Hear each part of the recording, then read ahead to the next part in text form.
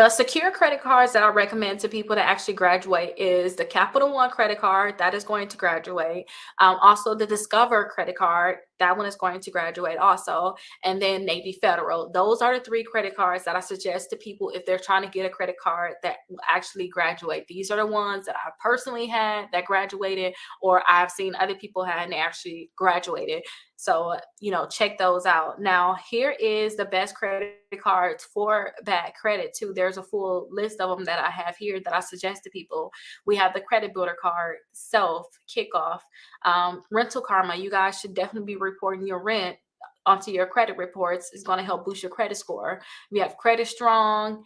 Um, Also, Capital One. And so when I told you guys about Capital One, say that they can graduate in as little as 6 months. So definitely check that one out. Navy Federal. Navy Federal says that they can graduate you in about 3 to 6 months. I love Navy Federal because you can just get a $200 credit card with Navy Federal, and that credit card will graduate to a $2,000 credit card. So I really love that one, and it's one that I suggest that a lot of people try to go ahead and get.